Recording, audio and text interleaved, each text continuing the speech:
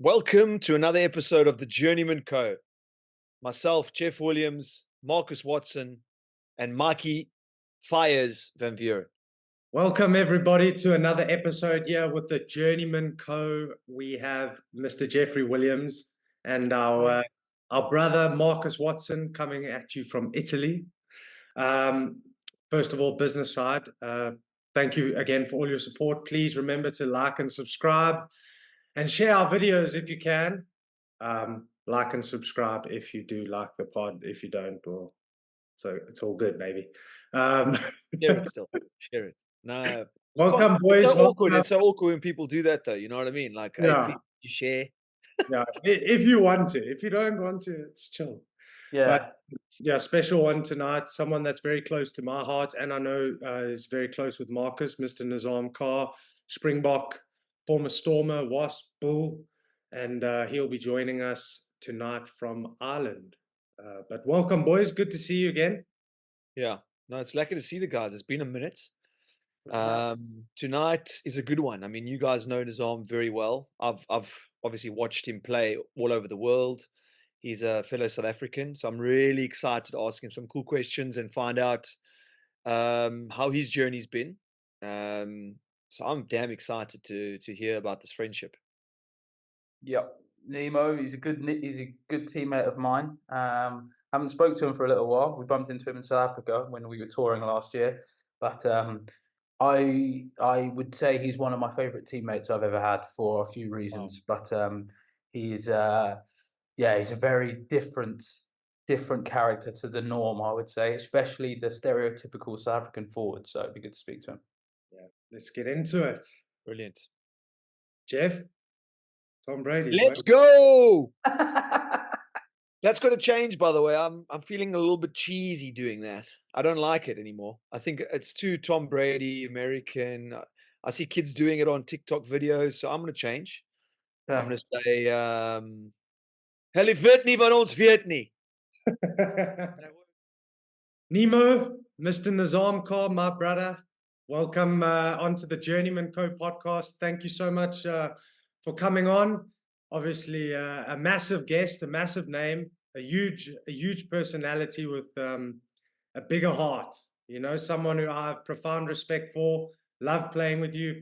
My first encounter with you was back on the Cape Fields in Wynberg when you were playing for Bishops, when you were still fast and fit and strong. But you know, our journey has been over many years, and you know, I know that the people listening to this show will learn a lot from you, and gain a lot of insight into one of the game's ultimate professionals. And I know you're currently on tour in Ireland with the Bulls, so thank you so much for giving up your time and joining the boys here tonight. We're really excited to have you, buddy.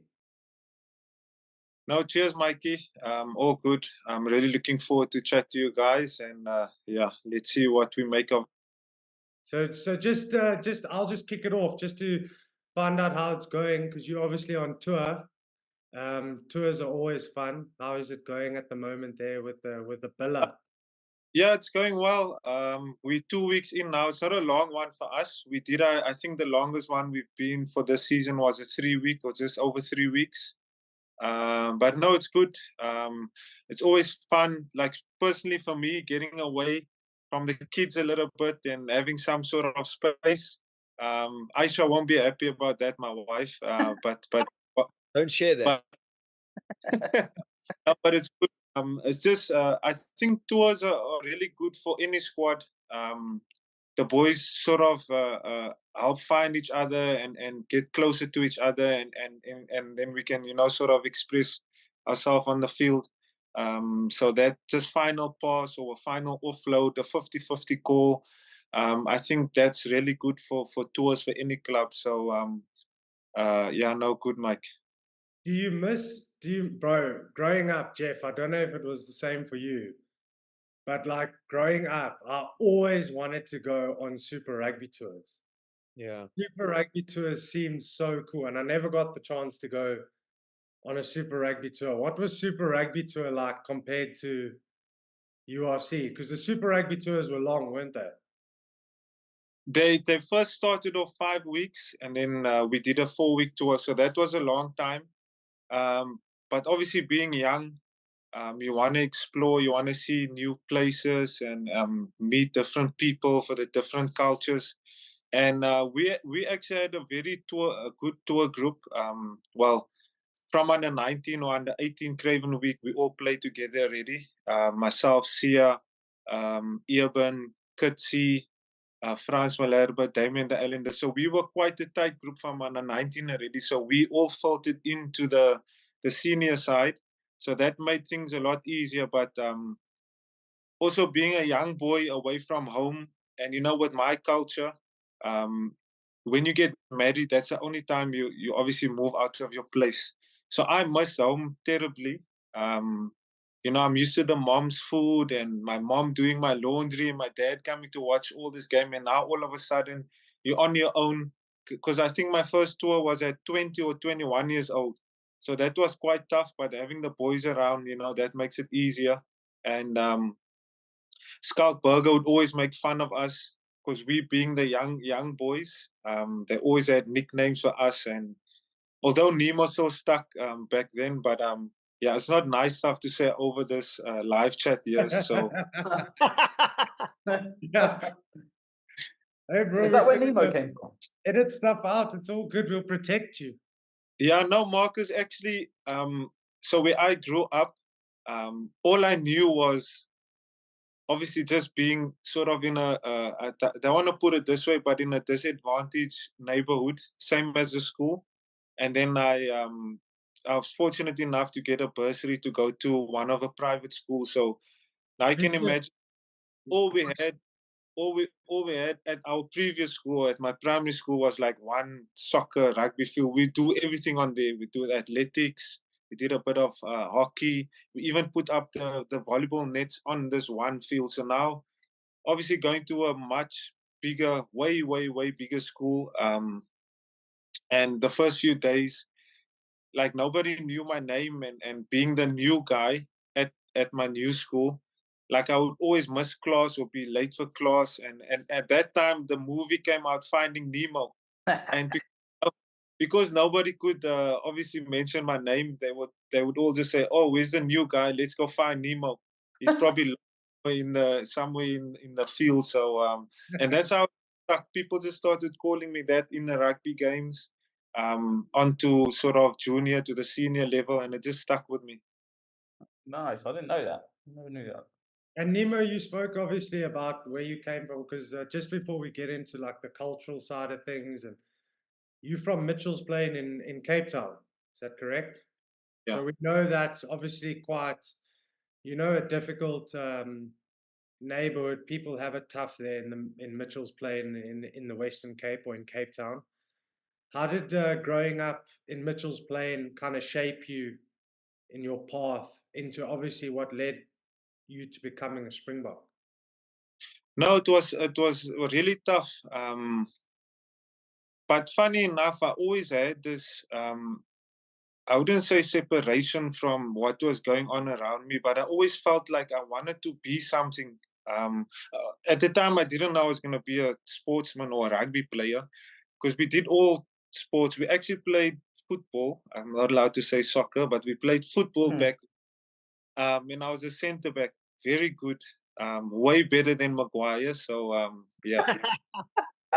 So yeah, so we were all around sportsmen, and then and I mean, your friends would be, in fights, people would get stabbed. A few boys would even get shot. One of my closest friends, actually, in a gang fight, he died through that, through like a gang fight, on people being on the different turfs and stuff, and they're not allowed to come over this way. So there's a lot of things that went around me, but I always knew that, like, I don't know if it was uh, like something that was sort of installed by my parents, because they weren't very hard on us. They just wanted us to do well at school, obviously do your homework and all those small type of things. But You never did your. we never did. I always faked it, like made like I was busy with my homework, because my brain switched off like years ago already. I don't know how I'm surviving even up to today, but I always knew that I wanted to, be something, because out of my neighborhood there was no Springboks. There was no Western Province or Stormers players, so I'm obviously the first one. Also, being the first Muslim that have played for the Springboks, so I always knew I wanted to become something and not waste myself, waste my talent, if I can put it that way, since a young age. So I'm very blessed that I sort of thought that way from a young age. Yeah, no, that's right. And just touching on that, you busy with Ramadan at the moment, eh? Yeah. So I was fascinated because when I joined you at Wasps, not long after I joined, you were going, into Ramadan, and I was fascinated by the fact that you don't eat or drink basically the whole day, even if you're training. We'll be having a brutal session, Jeff. Guys are dying on the field. Nemo doesn't have water, hasn't had food the whole day. How, as a professional rugby player, do you actually sustain yourself? Because that's an incredible feat, to be able to go through grueling training sessions and things like that without, fuel or water. Um, our faith, we do it from 7 years old. So it might seem like it's really difficult for obviously the normal person to do it, but that's instilled in us from a very young age, and you're quite keen as a youngster to do it. So you sort of like do a half day. So say your last meal is 6 in the morning, and then you can break fast at 6 p.m. in the evening. And obviously, with summertime, it's a lot longer, because I remember I was doing it Ramadan in summertime, and summertimes in England, it's like your last meal was 3 in the morning.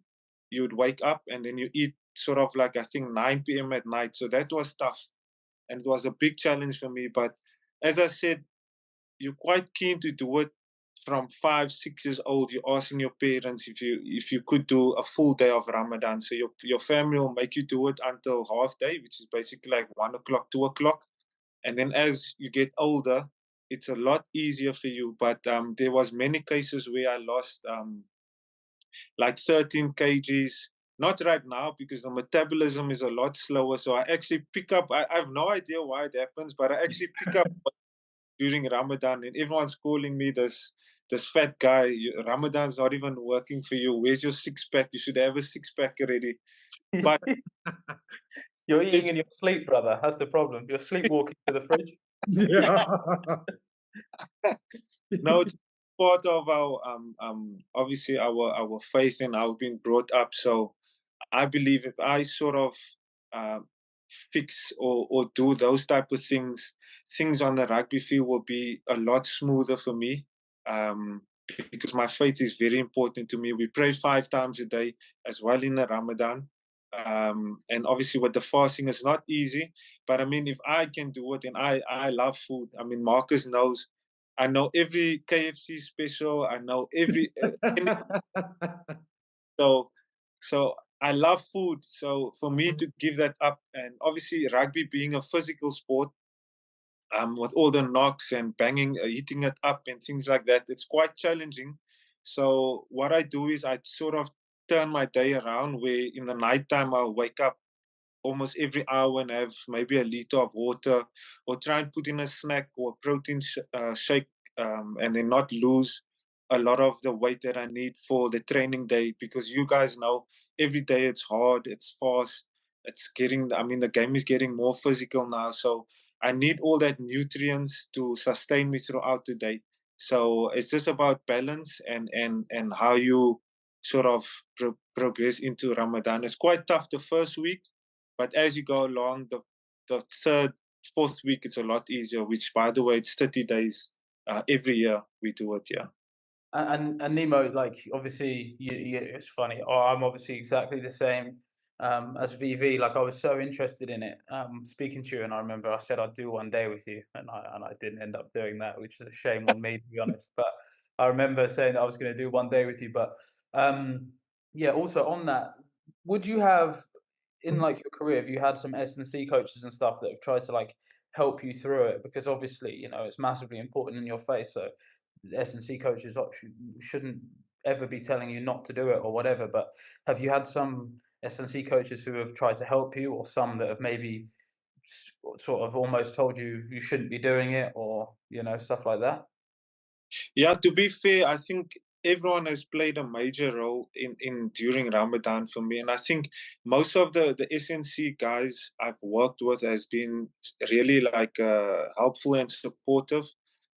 Where, for example, if you're gymming in the afternoon, they would maybe give me the afternoon session off, which is a big help for me. So that way I'm not burning extra calories. And then maybe tomorrow morning, where I'm more fresh, I've had my meal 6 o'clock in the morning, I've got more energy. I'll maybe sort of double up on a session, or whatever I've missed yesterday. If it's a few 100-meter sprints, I will just top up maybe the next day. But in terms of that, I remember Dan Barr, he was really helpful for me. And he was also supportive in, you know, in the way we eat, what nutrients are needed, the sort of fats, the carbohydrates, and all those type of things. And they're a big help for me, because in any sport environment, you need that support. You can't go through it alone, and that's why I love the Blue Bulls. They're so supportive of that in terms of during the Ramadan. And like I said, for me to get off a session is probably not the best, because I know the more I do, the better it's gonna be, or the better it's gonna be on the rugby field for me. So if I do another extra rep, I know I'll be able to have the stamina to make that extra tackle out wide. But if I'm cutting short on a session, I have to sort of put it in, because I feel guilty if I don't do it. Even though it's all nice and you're saving some energy, you're not burning any calories, I always feel like the guy in my position is going to be ahead of me if I don't, you know, top up or do that extra session for me. So, and I don't want to be this guy where they feel sorry for me, and my faith and my religion gets in the way of the team, because this is between me and God, and I want to please Him and do it for Him. If it, however, comes out too strongly, and in many teams, I've had people actually say, like, look, that's not important for you. You don't need that right now. You're a professional sportsman. You shouldn't do it. And I'll just sort of explain to him that how important it is to me, and after a while just ignore that person, because he doesn't want me to do Ramadan. And however, if it is affecting my training or my games, then I'll sort of take a back step and be like, you know what, maybe I should take off 1 or 2 days in a week, so that I can have, you know, that bigger impact in the game. And if it is hampering my game, I'll just sort of slack down, and whatever day I miss, and then I just have to do it the next Ramadan before the next one starts. So my religion it's really easy, because we've been practicing that since a young age. So although to other people it seems really difficult, I mean, without food or water during the day, I don't think a lot of people will cope with that. But the boys try and feed you during Ramadan, don't they? In the changing Yeah. room. Yeah, and Skara hold a muffin like in front of me like this. So, hey, boys, what you doing? You know, I'm doing Ramadan. Like, just eat, man. Allah won't. Just eat, just What a eat, just scallop. Yeah. we. And I mean, even some boys would be like, you know, Nemo. So you fast. Obviously, when the sun rises, you have to stop eating. And then they're like, why don't you close your curtains and you stay in your hotel room and you just eat all? I'm like, bro, that's not Oh, that's not gonna work, because it's between me and God, and He knows. God sees and He hears everything. Yeah. people always try to find little loopholes of everything, eh? Just when you eat, just close your eyes. It's fine. Just Yeah. No, but you've mentioned now, Sia Skara. Obviously, you came through that Western Province Institute Marcus Jeff, he was part of an elite junior rugby Oh, he setup. just named 7 double World Cup winners. Like, Yeah. just Yeah. that class is Jeff, I played against that under-19 side, bro. They were scary. And the stories of Nemo's under-19 side there in Stellenbosch are legendary. Apparently, the stories were that they were out all week and then rocking up and putting 50 on us. Hey, Nemo, we won't go too much into the details. To be honest, you guys weren't good. I must be honest with you. Who was in your year, Mikey? Huh? Who was in We- your year? Who do you guys have? We could party all week, and then some boys will come in 2, 3 in the morning and will still beat you, Mikey. So no offense, but no, I'm joking. I'm really joking, Mike. No, listen. Too nice of a guy to. I was at Free State, and obviously, you know, Free State always have strong junior teams. Yeah. Well, especially when we were coming through school, Jeff. But that year, Province was scary. Sia, Eben, Nizaam. 2000 and what? 2010? It was 2000, 2009. 2010, boy. Oh, you see? Stop making Oh. yourself older, bro. That was the year I was in Cape Town. Yeah, you would have been in Cape Town. Yeah, I was living there, working at Century City. There. Oh, that's actually my favorite mall. I love going there. Yeah, I used to work just next to it there, a place called Amazing Vouchers. Worked there for a couple of years. But Cape Town's a lovely place, eh? It's an amazing place. I was there for 2 years, 2.5 years, and I love the city. So I got to know the cultures, you understand. I got to know the people. Terry Jacobs from Bishops. No, he went to Paul. Sorry, his brother went to Bishops. But just throwing it to you, when I hear your story like this, and I'm taking it back to when you're young, I'm switching it up. But moving from Mitchell's Plain and coming to Bishops. Now, we South African, we know Bishops is one of the most prestigious schools in the whole land, and the most Springboks. How was that for you? Because I came from a different part of town in East London. I went from the wrong side of the tracks, and I came to Selborne. All these rich boys are there, and there I am with my backpack at 14, and I'm looking around for a friend, and everyone looks at me like I've got some sort of disease or something. Like, listen, you stay away, boyki. The parents dropped you off in a little pickup. So I just wanted to see, for you, how was that? Because that for me is really interesting. That adaptation into Bishops, into that culture. How was that for you coming in? It was massive. I mean, the culture difference. Like, for example, the first day at Bishops, you must introduce yourself to your class. Like, you this new guy, and I'm Nizaam Carr, and I'm coming to the school, blah blah blah, and whatever. So the school I was at, you never did like sort of public speaking. So number one, I was always shy, and like I was always in my comfort zone, holding back. And it only took me like years afterwards that you have to be yourself for people to around you to accept who you are. But if you're holding back and not showing your true self, then no one's gonna get to know you. No one's gonna, have a Fanta or a Coke with you after the game. So that was always my challenge. Like, looking back, even at the school work, if I could go back and work a lot harder, I would definitely do it, just to further my studies, because I've only got matric. I didn't further my studies because what happened was, from SA under 20, I was lucky enough to get called up straight into the senior team. So it's things like that that I sort of have a mini regret that I didn't work like too hard. I was always worried about the rugby and focusing on sort of that. I mean, they did get me there for rugby, and but if I could go back, I would work, a lot harder on the other things.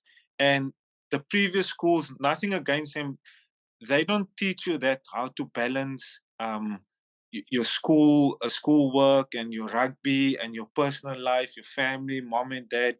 So that was tough. That was a big change for me, and I learned that quite well for me at Bishops. And then also, like, they work with laptops. I don't know, even up to today, I don't know how to use a laptop, honestly.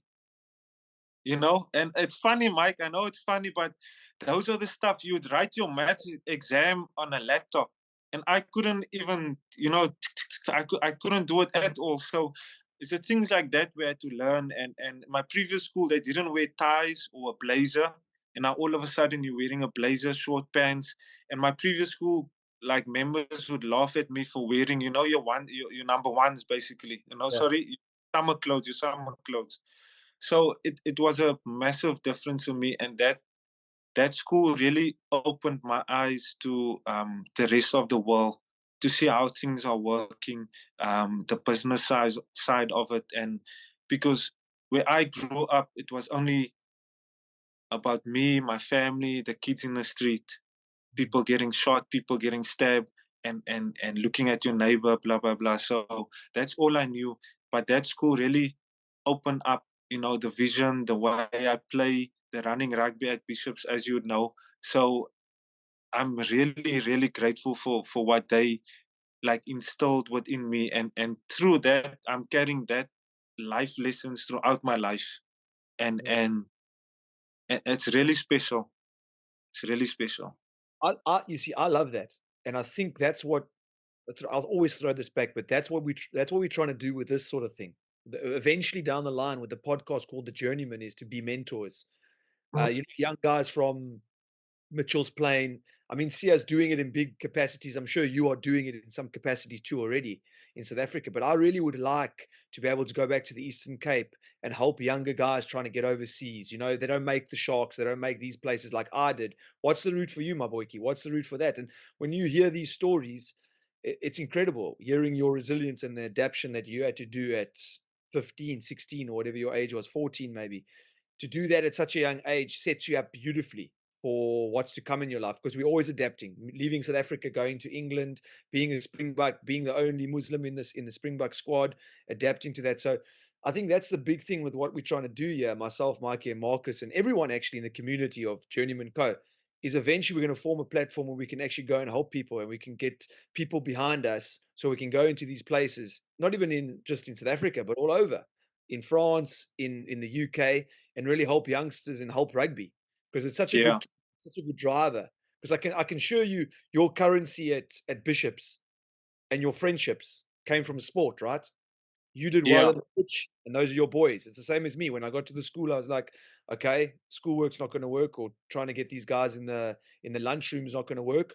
Played cricket with them, played rugby, and you spend time with the guys, and then you eventually become, after 6 months, after the first game, you're like this. yeah, You got your friend, you got Alice. So it's very yeah. interesting to hear. It's But like I think, Jeff, to add on to your point there, for me, I feel like that's going to be, not going to be, I feel like it is my calling, because that people's been so helpful and there for me. I want to do the same. And the easy thing is, for me, like, people ask me, what do you want to become after you retire and after your rugby career? It's easy for me to say I'm going to coach, but I'm not sure if I really love, or if I'm going to love that as much as me giving back, going back to my old community. And I'm not only saying, like, to Mitchell's Plain, I can even be in Bishop's Court, because there's a kid that needs it just as much. It's not only going out to disadvantaged places, but giving back everywhere equal, whether it's tackling bags, balls, or whatever kit. I just feel like that is something that always stood out for me when I grew up. And I had the best of sort of both worlds, where, like, growing up, we weren't poor. There was always enough on the table, food to eat and stuff like that. But seeing my friends, I know what poor looks like. Then obviously having another perspective, joining Bishops and seeing the rich, or it's not a nice way to put it, but people who's paying for their sons to be at the school. And not two boys, maybe three brothers. And I mean, you guys know how expensive that will be. So I sort of had the best of both worlds, and I have a good understanding. And I just want to continue working with, especially the young kids, just so that, you know, because I have a good understanding of how they would feel, how they think, people expressions and stuff like that. So I think that's definitely what I want to look into after rugby. Nemo, another question on that. Like, one thing that You know, you've taught me so much, bro, about obviously the Muslim culture, which is a credit to yourself. Like you've taught me pretty much, I'd say mainly like all I know about it, which I really sort of enjoyed learning and asking questions. Probably annoyed the hell out of you by doing so, um, on that, being the first Muslim to play for South Africa, do you? I'm talking about the mentorship side of things. Do you get young Muslim South African boys maybe messaging you on Instagram, on Twitter or something to try and see what your path was or exactly how it works for you and things like that? Yeah, Marcus, actually just today, so a few hours before we came on this chat, one of the boys' father called me to ask me just how do I do it in Ramadan, and the advices I can give to his son. So it's a constant, and I love that role. I will never put people off, even if we tomorrow night at Leinster, that kid might not know me, but he's asking for a signature, and if I just sign his paper, whatever he's got, his jersey out there tomorrow night, you don't know the impact you have on that kid, and be like, wow, that's who I want to be one day. I want to give signatures. I want to be, a rugby player. So I'm always open to like advise people, and I'm quite honest with them with the mistakes I've made. And because we're all young, we all go through tough times, we all go clubbing and things like that. So I think the older you get, obviously you get more wiser. And if you don't learn by your mistakes, you're never gonna go forward. If you don't accept it, you're never gonna go forward. But um, there are current boys playing now for the Stormers. I think 3 Muslim boys playing there currently. Salman Murad, he is the captain of the Stormers. He's a Springbok. I think he's got 1 or 2 caps. And then there's 2 up and coming boys who's probably going to play for the Boks in the near future. So, and where I grew up, Marcus, to be honest, there's a lot of jealousy in between our people. And I mean, it's probably like this everywhere in businesses or whatever. I mean, if you get a higher post, you're going to have sort of a jealousy towards that person because you want to be in that spot.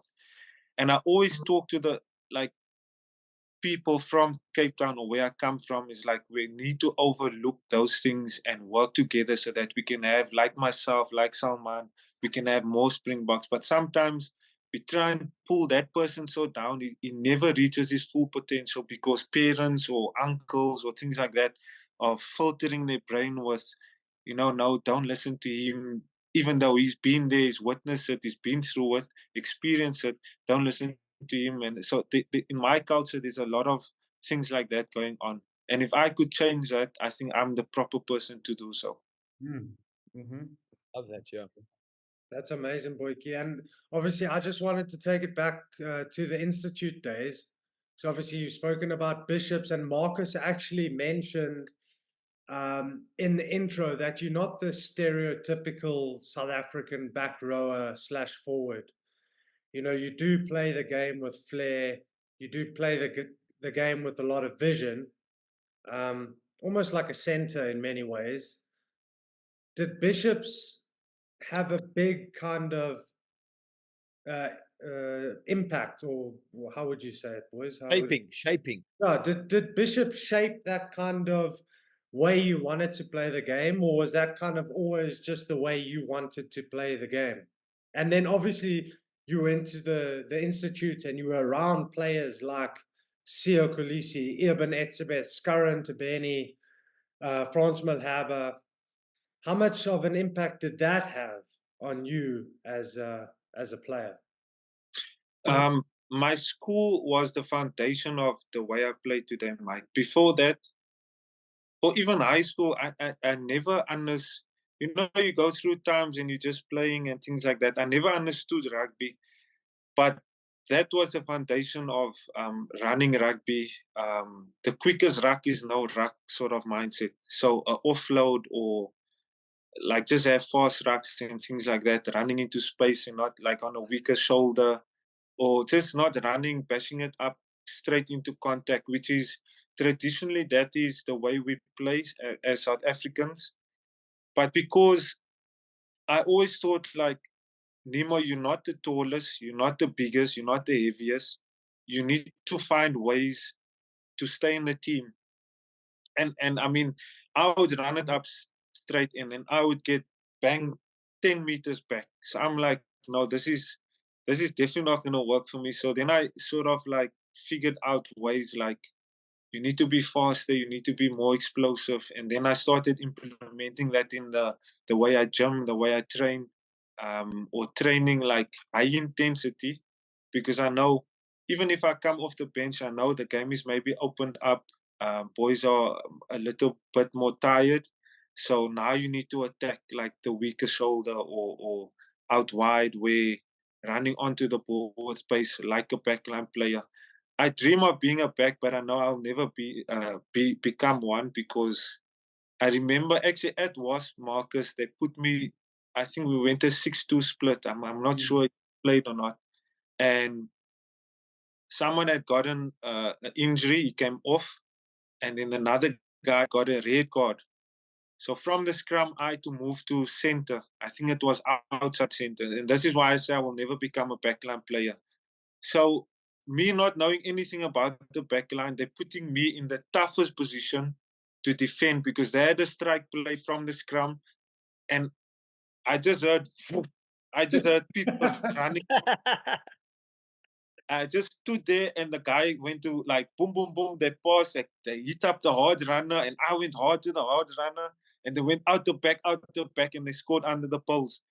And then the coach made the decision, I need to go back straight to the flank. So I think my days of playing in the back line is long gone. But the school definitely helped me like shape my career, because also I'm not your typical back rower. So I always needed to find ways how to exploit the defense, or things like that. Although I don't prefer doing it, but I don't mind getting stuck in and things like that, in walls and scrums and being all tight. But like I said, it's not something I enjoy. And in the end of the day, we want to enjoy our rugby. If you feel like you didn't do your job, or you're playing a different role, like your boys will know, you come off the field like, I didn't express myself fully, because you didn't show what you can do in the things that you love. Yeah, bro, it's a combination. Like, the reason I say as well, obviously you agree that you're not your stereotypical South African forwards, because for me, I think of a stereotypical South African forward, and the first person that comes to mind is like Peter Steph Dutoit. He just whacks Yeah. things. There's no respect for his body at all, and it's like it's impressive. But like, what I enjoyed so much about playing with you is I've just got an image of like the forwards in training, like all just going nuts. Like Jack, you got the Willis brothers just basically scrapping each other and all kinds of stuff like that. And then we walking out to training, and I just see you just being like, "I'm just gonna save this for the game." Like, there's no point in just Yeah. getting stuck into this. I'll just save it for the game. And then you'd go out, play well, score a couple of tries or whatever, and it would just be same again next week. Like, and you say you don't do or you don't like as much the real sort of physical side of it, but maybe that's not fair actually, not the physical side of it, but like some of the stereotypical forward stuff. But bro, you throw your body around as well, like tackling and all kinds of stuff. But you might chill out in training, but at the same time, if you bring that in a game, who cares? Mm. Yeah, he just must not carry off 9, Nenimo, in the outside channels, boy. Yeah. Outside, Not off, maybe off 10 and out wide. yeah. That's where I'm best suited. But no, you're right, Marcus. It's not that I don't enjoy it. And actually, someone, I think he's now at Mansa, Kazi. Yeah. I forget. He was our defense coach, and I was averaging like maybe from 16 tackles to 22 tackles a game. And we looked at our game, and he said to me, you have a massive engine like work rate that's really good for the team, but it would be more effective if you have more dominant tackles, because I would, like Marcus said, throw my body around here, but in the end of the day, you're still giving meters away and in stopping that ball carrier of carrying. So, and then I looked at my game, and I'm like, I slow down more in terms of when it comes to defense, obviously with line speed and all that stuff. But I feel like where the game is going, you need to be more dominant and not give meters away because it's about the advantage line. So that really helped me actually as a defensive coach for something for me to look in, because it doesn't matter you make 20 tackles, but you've given away 40 meters, if you know what I mean. So more dominant is a lot more, looks a lot more cleaner for any coach when it comes to selection time. And that's what I'm sort of learning now. Because all the boys in my position, they're massive, they scrappy, the nitty gritty stuff, they're putting their head in dark places. Where I'm, more handsome, I've got nice ears, and so I'm more out Oh, wide. and you've got all your teeth. I've got, not really, but Not but really. out wide, but like I said, I don't shy away of doing any of that type of work. No, Uh, not at all. Jeff has touched on like your ability to adapt already. Like obviously going from Mitchell's Plain to Bishops, which would have been a big adjustment for a kid your age. If we now talking about the way you play and knowing the way you play the game, like Super Rugby would have been perfect for you. But obviously from the Stormers, you moved over to England, you came to the Wasps, which is historically like a really forward orientated game in the Northern Hemisphere. How did you find at first that adaptation, changing your game? Did you change your game? What kind of things did you look to adjust, if any, or did you just hit the ground running? Because I know you did become a bit of a Wasps legend. Let me just jump in on the Wasp legend thing. I agree with that. He is also, I think he's broke a record for being signed by the same team 3 times. Yeah. Come back, gone, come back. I've had to welcome Nemo back 3 times in my time. 3 jerseys in his house, 3 Wasps jerseys. Thanks for your service. Yeah. No, boys, I actually remember my agent asking me, because what happened was I first came on loan, and he's like, do you really want to go on this loan deal? And are you not happy at the Stormers and things like that? Because it's different rugby. It's up north. It's wet. It's cold. They're playing slower. And at that time, I just needed a change because I played for the Stormers for 8 years, 8 or 9 years. And things weren't going too well for me. Because if I look back now, I can say like I was sort of something close to being depressed. I didn't enjoy my rugby at all, and I have no idea why. The last 2 years of my stint there at Stormers, so that was tough. And then my agent asking me back and forth, "Do you really want to go and go and go and go?" So I said, "No, I need this change," and I sort of lost my love for the game the last 2 years at the Stormers, and then. Like I've never shared this with anybody. This is actually the first time I'm doing it live over to you boys. So so that was a real tough part for me because I'd gotten married in 2015 and I think I left in 2017. And like I remember looking back now, my wife, like obviously my alarm would go off, time to go and train and stuff. I'll just like wrap the blanket around my head, like wanting to go back to sleep. And my wife would tell me like, no, let's do it because obviously it's for our future and things like that. And like, so it was that sort of vibes that I went through back then. But then the best move ever of my life, I will never like sort of look back and question my decision because when I got there, I think the first game I played was at that time it was the LV Cup, Anglo Welsh Cup, and then I played Ospreys. First time meeting TJ, the hooker at the time. So yeah, it was good. And then I just hit the ground running, and to be honest, I just played. I played like a young kid, like not holding back. It's almost like that was my new home, and it became my home. Like I fell in love with that people so much. Like obviously at the time we had a good group. We had obviously Marcus, Vali Leroux, Ashley Johnson, Cipriani. We had Isud, but I think he only played a few months with me. Who else was there? Wadey, obviously. Joe Launchbury, Jack TJ. Willis.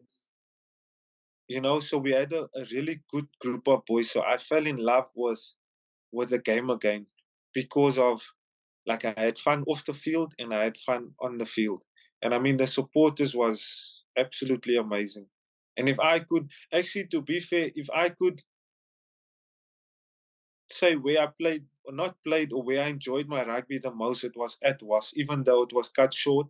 Because I remember being there 2 years. COVID, I went back to South Africa.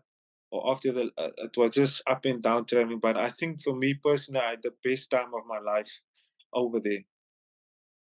Bro, it was so sad. We were gutted when that place went belly up, man. Yeah, you were crying, Mike. You were I wasn't crying. Marcus. Mark, you like a tear. Don't worry about it. There's nothing wrong with crying. That place was special. But Marcus, Mm. honestly, you know how good a Sappuccino can be for like course. mental health. Yeah. This guy, bro, every morning would complain. And One of all the the best. way back would complain. Nemo, he kept us going. Do you know what it is about the whole King of the Sappuccino thing? Sappuccino, Nizaam Carr. Yeah, and do you know what's so good about it, right? It's like you have your couple of people that you're like, you know, say you kind of in one of those times you're like, training's going to be really difficult today. You're like, I need to speak to someone to pick me up. And then you're like, I need to speak to someone who's going to be more annoyed about the training session than me. Nemo's there. I'll go speak to Nemo. And I think, Marcus, that was Mike to me. Because I would be so negative about, obviously, the weather in England, you never get used to it, no matter how many layers of clothing you put on. I mean, you know, Juan de Jong, he had so many layers. He had gloves, he had his hat, he had everything on, but it's still cold. And when things don't go your way, we as a people, we tend to like complain about things. We find some negative, and that's a change now. Currently, I'm going through in 2024. Like, I want to be more like out of a negative situation. Like, for example, I'm not playing tomorrow night. I haven't been picked, but I'm still finding a positive in that. Instead of back in the day, I would choose the easier route and be like go to Mike. Mike, am I that? Am I that crap? What's happening? And Mike would be, no, Nemo, you are crap. That those guys are You lie. You flippin' lie. like energy, like he will drain me and drain. But to be fair, some that You're Mike talking cut, bro. would pick me up and be cheerful and, like, you know, Nemo, like, control the controllables and let's go out, let's make the most of the day. And but I always find comfort in like talking to Mikey and things like that. He was, although a good friend, but also a good mentor for me, especially when I lost my father, because for 1 year of rugby, I lost my love for the game. And at that time, I was at Wasps. And so that was really tough. It was really tough for me. But Mike was really there for me during those times. Not all the time, because he will break me a lot of the times, but he was, most of the time he was there for me. Yeah. We were there for each other, bro. We were there for each other. But just to segue on that point, like, obviously, like, I know you've spoken about how important family is to you and how big of a figure your father was for your career. You know, we all face, all of us here, we've been through injury, we've been through not being selected, we've been through, you know, personal issues off the field. You played for the Springboks when we lost to Italy, which is, I think,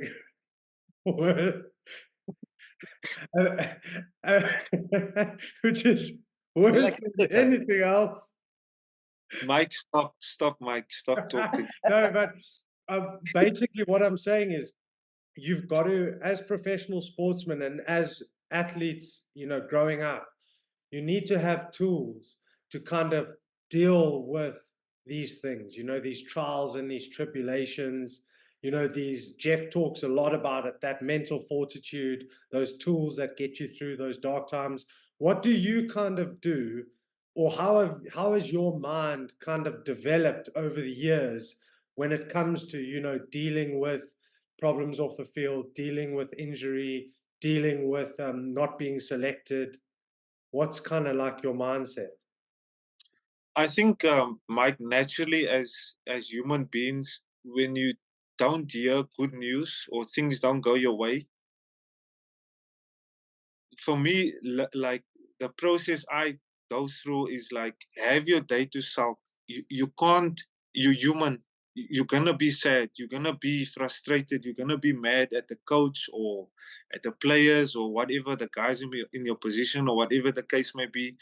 But you need to allow yourself to like just be sad because you can't fight it off. It's a natural feeling of any human being. So and the golden thing in that is don't be sad for too long because that's how you're gonna kill yourself. You're gonna kill your energy.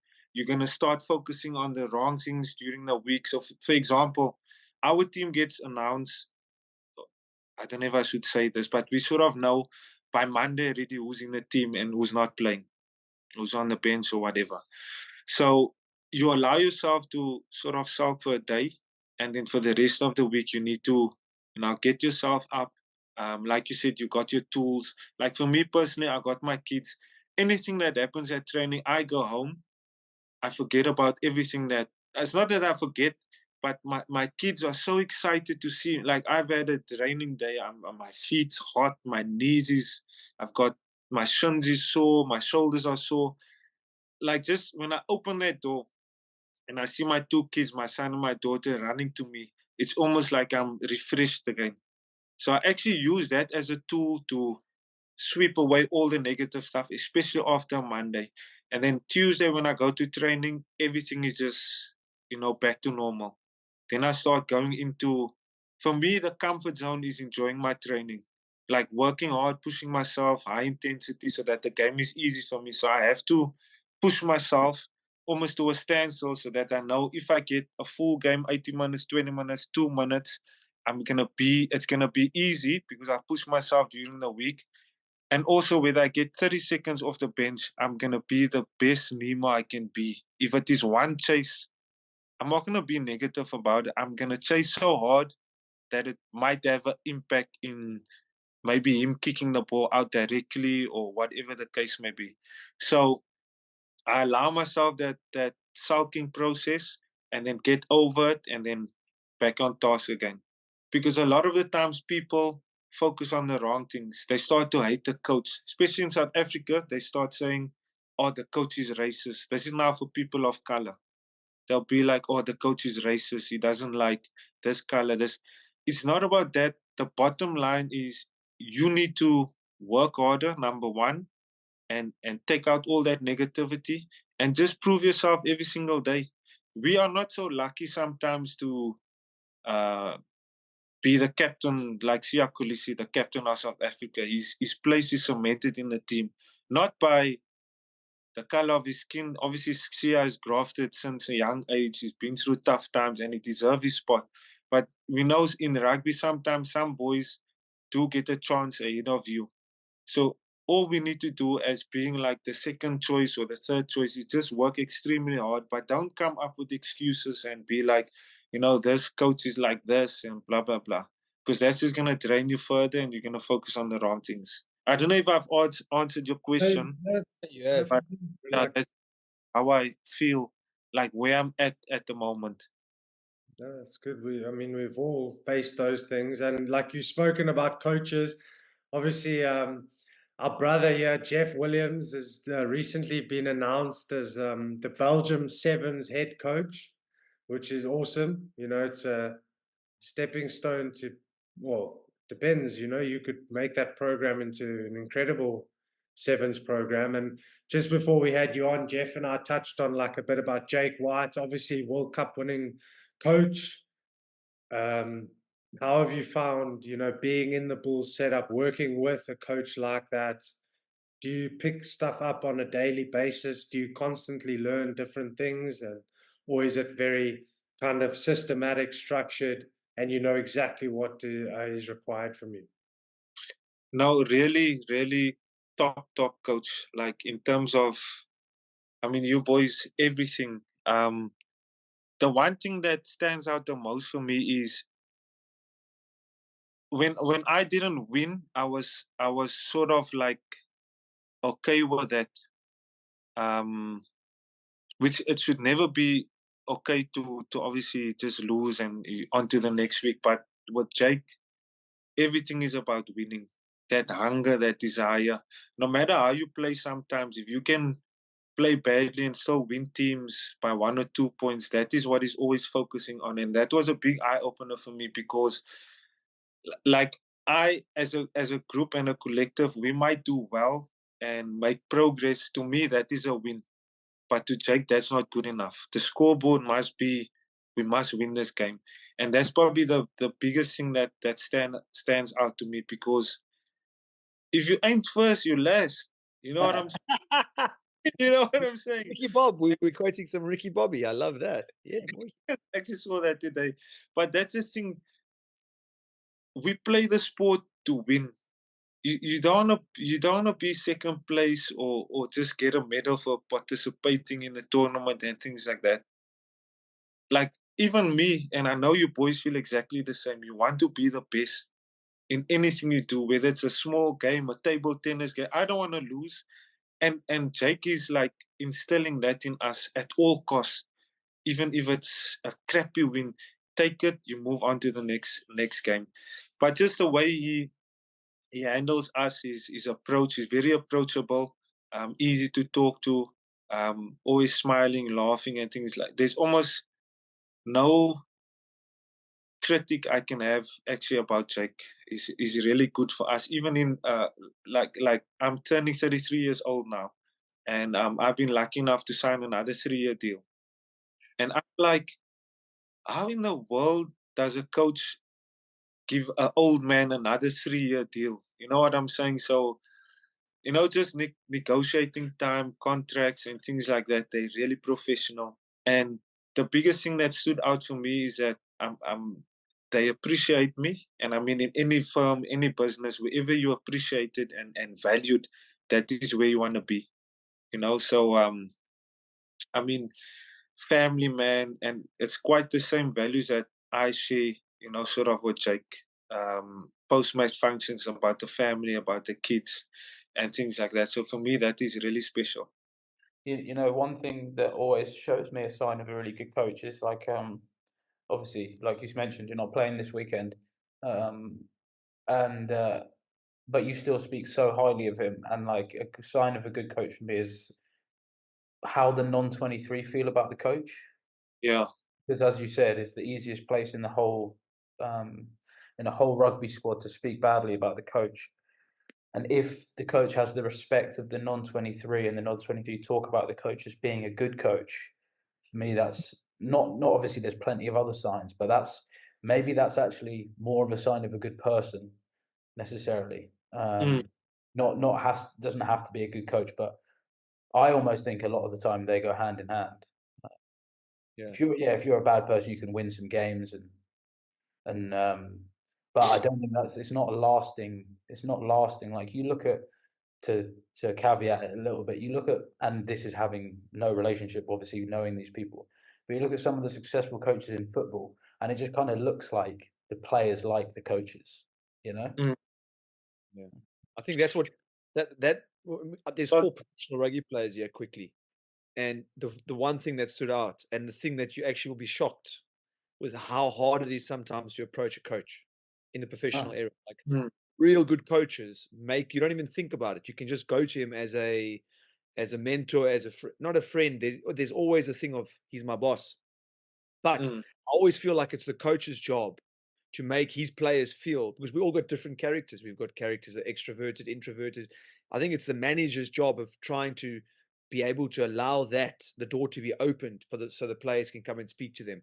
Share with me what you're feeling. Let's talk. Let's have a relationship where approachable, just like you said about Jake White. He's approachable. You can go and make a joke, have a chat, talk about family, whatever.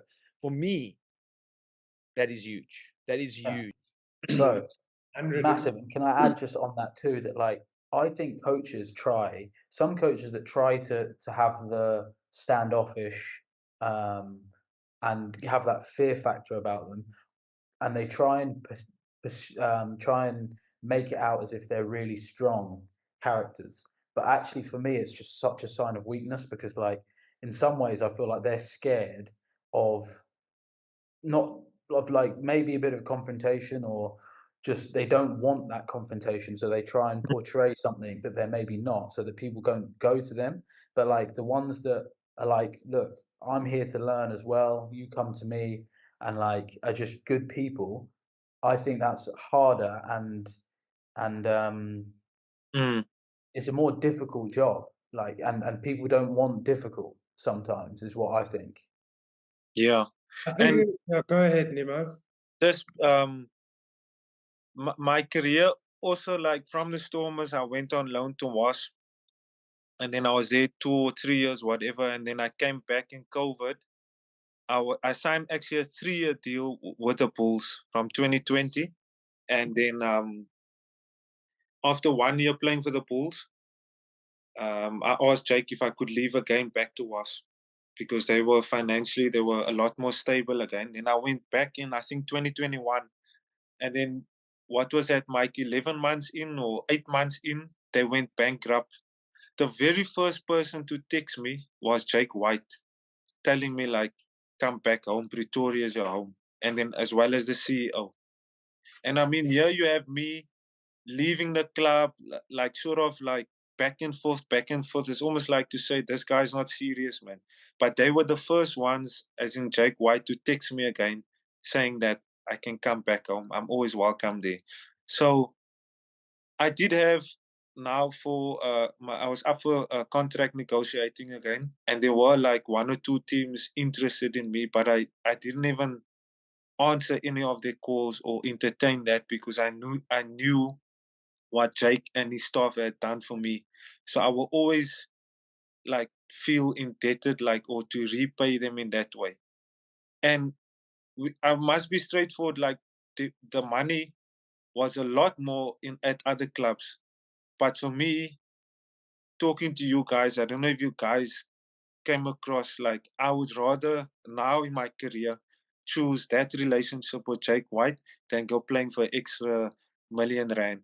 You know what I'm saying? So I feel like I will always like sort of have to repay them in that sort of sense. Well, I know exactly where you're coming from. In 2020, I was offered, I won't mention names, but I was offered 2 contract extensions by the club that I was at the time.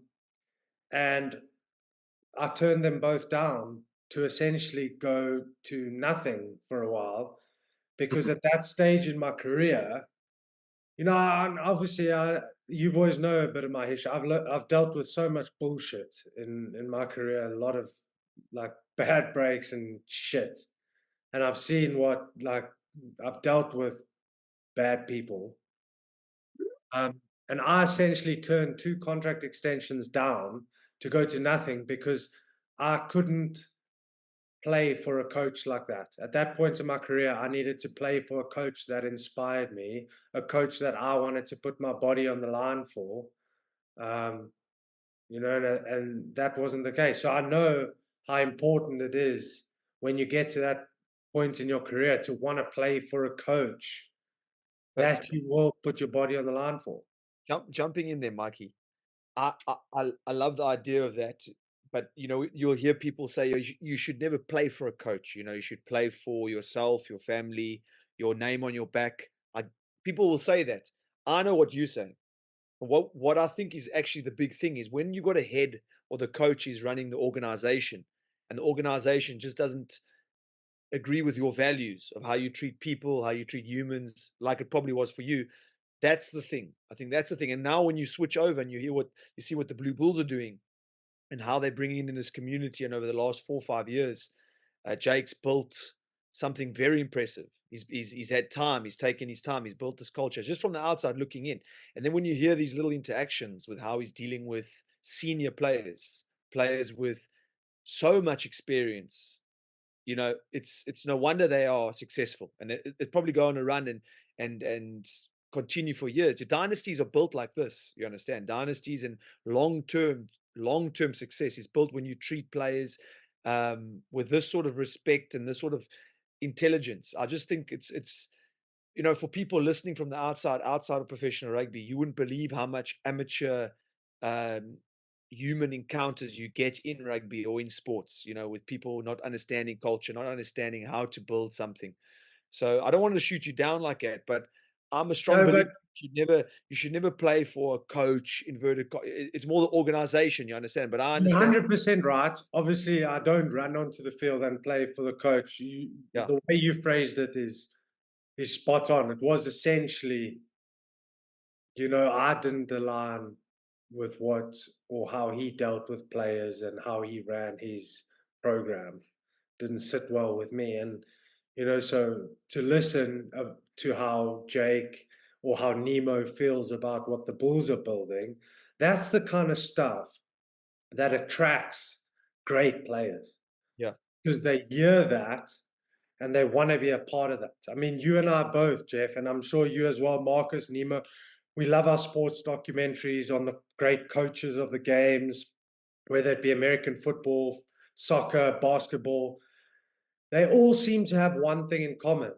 Great players want to play for them for the most part because of the culture that they're building, and they understand people, they understand their players, they understand how to build winning cultures. And it's like that, treating people like with love, treating people with respect, doesn't So are we doesn't allowed to talk about how's it going for you in Italy?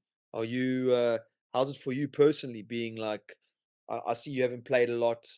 Um, you haven't been sort of, it's been a little bit of a slow period. What's it been like for you on that side? Like in terms of dealing with environments, dealing with coaches.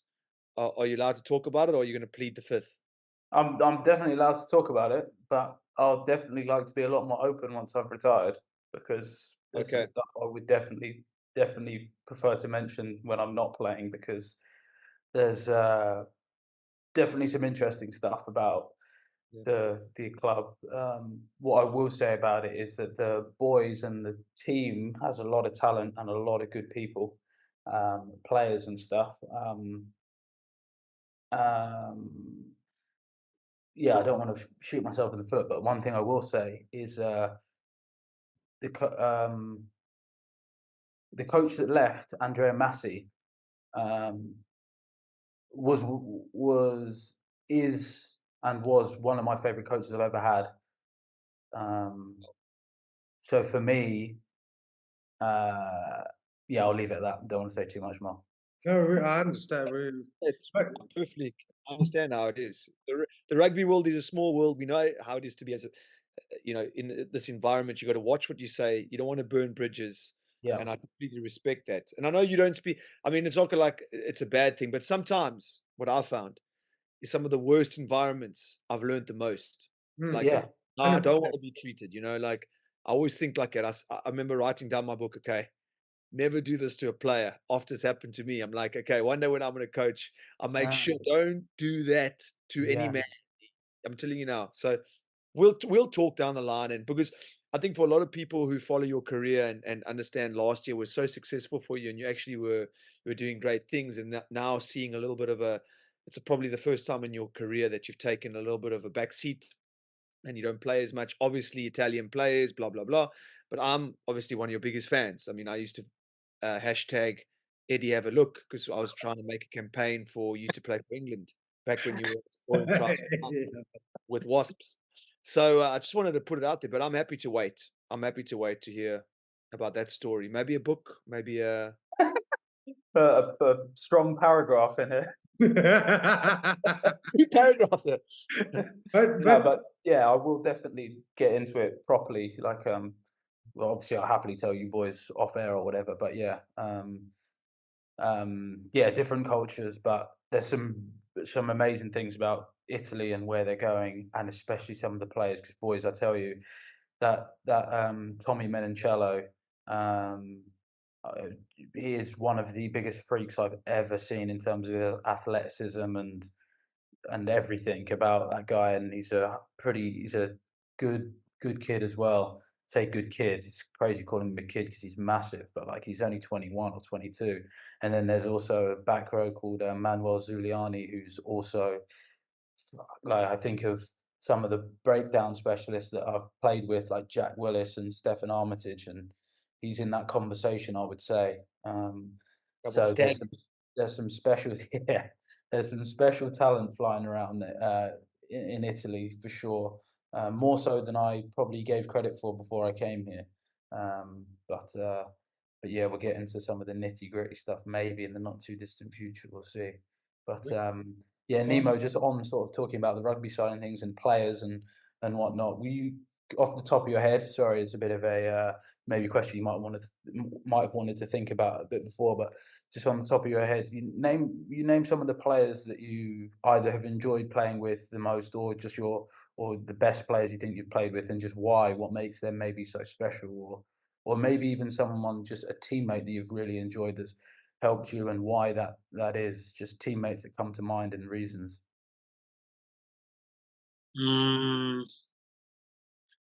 I think that actually the first person that popped into my mind was Juan de Jong. Thought you'd say that. Now I know, like, maybe the last 2-3 years, he probably, I don't know if he enjoyed his rugby to the max, but I'm talking about older Juan de Jong, when he was, he was unbelievable. Like, even on defense, he was a lot smaller than everyone else, but he actually loved defending. And Sips always said, like, you only a good dummy runner, so you're not gonna attack with my team. And he always was upset because Juan was actually lethal in attack. So definitely him. And what a good person as well, bro. Juan, Yeah, like, good. field, it's always fun, and like, you're always laughing and enjoying yourself wherever you are. He builds teammates up so well, eh? Like, he's so good at just getting boys ready to play, and he's going to be a good coach, I think. Yeah, so you always need like 1 or 2 players to bring the boys together and have fun. Now, the guy's he's not on tour with us. He's Cornel Hendricks. I'm sure you've played sevens again. Plenty of times. No. Yeah, he's Yeah, an go absolute. with him. Oh my goodness, I promise you. Yeah. True. So That guy's story again, a crazy story, eh? He wasn't Yeah. playing professional rugby. He was playing with me in Denver at some random sevens tournament, bro. yeah, so he's like our fierce, our energy lifter in the team, and it's quite tough because you might not play all the time, and you're not first, second, or third choice, but he's always there to lift the boys up. And I think me that want to pursue coaching one day, I'll probably have guys like that in my team, just to bring people together. Then I think Eben is a freak, as like a lock, second rower. I think he's probably the best player I've played with. But also, as he's a proper athletic, you might not see that all the time with him, but he can do everything. He's got, even, I don't know if you guys saw Eben step before, like use his feet. Nah. He can do it all. Probably it's not suited in their structure right now, but he can honestly do it all. And then I must mention the person I played against was probably the toughest, was Nonu, because I remember my first Super Rugby game, and ever since then it's been a nightmare playing against him. He's been at a few franchises in the Super Rugby, but my very first tackle on him, we had a middle scrum, and I was cross covering, and they did a switch, 10 to 12, obviously, and he came back into the seam, into the vacuum of the scrum there, and my number 8 was there first, but he ran away. He left me, like, just to make this tackle by myself. And I was just fumbling. Like, the only thing I remember is, like, he had these dreadlocks. He just did that, and he saw me. He like chose me out of the 14 guys on the field. He chose me to run at, and he bumped me like I was just rolling like 10, 20 meters back. But luckily he stumbled, and yeah. But ever since then, like, real solid, can't tackle, just shrubs you off like that. And like, he could step, he could kick, he could put in a grabber, he could do it all. Nonu was good, bro. Yeah. Street footy, bud. Yo. But Nemo, just I wanted to ask you quickly because obviously you mentioned how often you mentioned a few times tonight that you want to potentially go into coaching. You've obviously, you know, been in the Stormers mix, the Springboks, Bulls, Wasps. What are the kind of traits that you've picked up from those environments that you think make those environments special, even if it's just one thing that makes that environment really tick? I mean, you've touched now on how Jake treats you and how he treats his players. So if there's like one thing you could nitpick from those environments that you kind of utilize in your own weaponry, what would they be? I think the biggest thing is, Mike, whether I'm at the Bulls or at Stormers, and obviously I can compare now being overseas. I've only been at one club, but I sort of know a lot of the English clubs and their mindset like that. For me, it is never mind the skill level and their planning and how they're running their shape attack and things like that. Because I must say, like being overseas, they're very smart on like the detail. They focus more on maybe individuals and what foot these steps off. So their attention to detail is a lot better than South Africans, where I think maybe you guys will agree with me. Where rugby is going now, I think South Africa will always have that edge, as in like the toughness, like to grind it out because of our upbringing, because we don't have it easy. It's tough for us. And I don't know if that is maybe linked in the way we do our things or how we play, or Jeff spoke about it, the resilience that we have. But it's about rugby is about toughness. You have to like that's what stands out to me. I don't know if I'm making sense. Yeah. That stands out to me. Like it's not a sissy game. It's about the gain line. If you win the gain line, yes, the tactical kicking, the aerial battle, all this stuff plays a big role. But in the end of the day, it's about the toughness. And I think that's what I've learned now at the Bulls and the Stormers. They are willing to fight, grind. They want to make it messy. They don't mind putting their heads in dark places or going into a dark place. And I feel that's why South Africa is probably the champions. Yes, they've won by 1 point against who's New Zealand and Ireland, and they've come real close. But I think it's that edge. And I think our previous coach, you will know, at Was always spoke about it. It's about the gritty stuff, being gritty, you know. So that I think Brutal. that's the brutal pulse, and I think that's really what it comes down to. It's about that toughness. And the thing is, you can have all the skill and all the talent, but if you're not working harder than the other person, he's probably always gonna stay ahead of you. And you can have all the plans and Mikey, you can know what foot I step off, if I can kick or drop goal, whatever.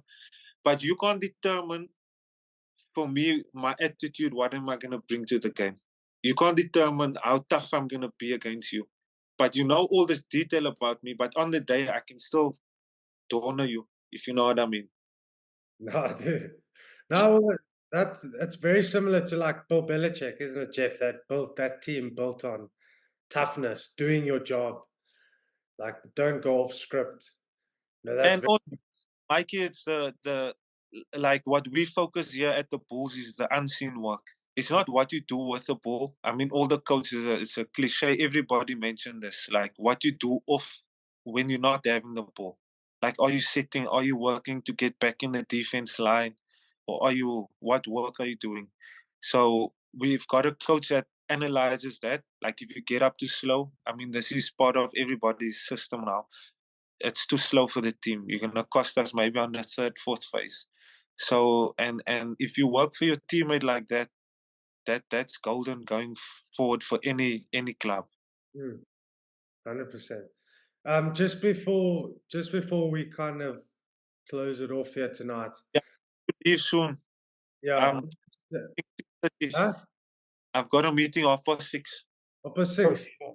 Okay, well we'll call it there. We don't want Jake We don't want you getting in Uncle trouble. Jake, I'm sorry, man. It was my fault. I was asking questions about your team, your culture. Don't worry, boys. When I get there, the meeting will start. Don't worry. Okay, Zlatan Ibrahimovic. We don't want your 3-year contract being swiped off the table. No, but like Nemo, we'll let you go. But honestly, Boyke, it's been incredible. You know, from my side, you're a great friend, great rugby player, but more so a great friend. You're a great husband, great father, and you're a great human. So thank you so much for giving up your time. This chat could have gone on for hours. I wanted to tell Jeff about your pigeon flying and Next time. racist pigeons, but we'll let you go. Big game against Leinster this weekend. So good luck, one. Thank you for giving up your time. Thanks. Okay, boys. Thank you very Cheers, my much. brother. Catch you in a bit. Bye. Ciao.